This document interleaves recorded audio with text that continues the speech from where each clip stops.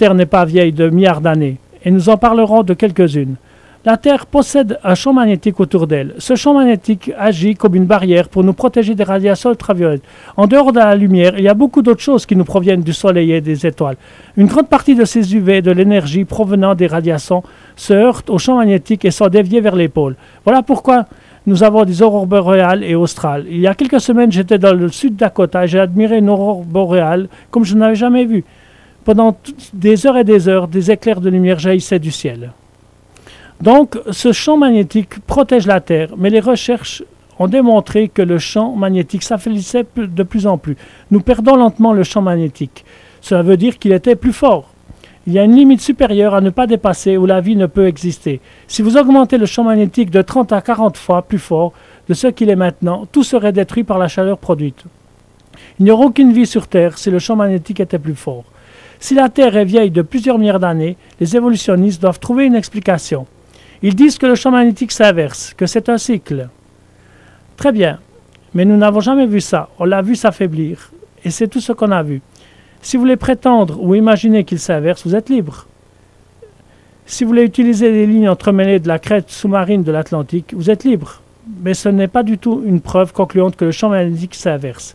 Il y a plein d'autres explications à ces lignes magnétiques du fond de l'Atlantique.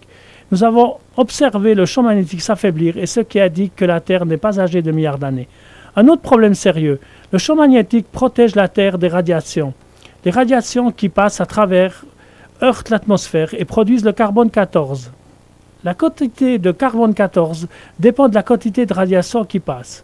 Si le champ magnétique était plus fort, vous auriez moins de carbone 14 dans l'atmosphère, parce que moins de radiation aurait pu pénétrer. Par conséquent, vous ne pouvez dater n'importe quoi par le carbone 14. Parce qu'on assume que la quantité de carbone 14 de l'atmosphère a toujours été la même. C'est une fausse supposition. Nous avons une règle élastique pour mesurer. De la vidéo numéro 7, nous en parlerons plus en détail. Il y a des questions-réponses et nous traitons de la manière dont fonctionne le carbone 14 et les problèmes associés. Donc, le champ magnétique nous affirme que la Terre n'est pas vieille de milliards d'années. Un autre facteur, la Terre tourne et nous tournons. Combien savez ça déjà ? Nous tournons. Au niveau de l'équateur, la Terre fait un peu plus de 1600 km/h. Mais elle ralentit. Elle ralentit d'un millième de seconde par jour. Le journal de Pensacola News du 6 décembre 1990 disait « La vitesse de rotation de la Terre diminue. Juin durera une seconde de plus que normal. La Terre ralentit d'un millième de seconde par jour. » Le magazine Astronomie annonçait dans l'édition de juin 1992 la vitesse de rotation de la Terre diminue. Juin durera une seconde de plus que normal. Nous aurons une année à seconde rajoutée. Une seconde rajoutée ? Beaucoup ont déjà entendu parler d'un jour en plus, mais d'une seconde en plus. Savez-vous que nous avons maintenant une seconde en plus chaque année et demie parce que la Terre ralentit. Maintenant les enfants, écoutez bien, car ça risque d'être compliqué. La Terre tourne, mais elle ralentit. Cela veut dire qu'elle allait plus vite. Combien ont compris tout seul? Plusieurs, c'est bien. Si la Terre n'a que 6000 ans, ce n'est pas un problème. Elle tournait certainement un tout petit peu plus vite du temps d'Adam, peut-être 23h30 par jour. Ils n'ont pas remarqué, ils n'avaient pas de montre de toute façon. On veut vous faire croire que la Terre est vieille de milliards d'années, mais c'est un problème.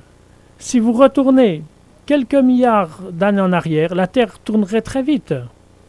Le jour et la nuit seraient très courts. Se lever, se coucher, se lever, se coucher, se lever, se coucher. Pas possible de faire quelque chose dans la journée. Et la force centrifuge aurait été énorme. Elle aurait aplati la Terre comme une crêpe.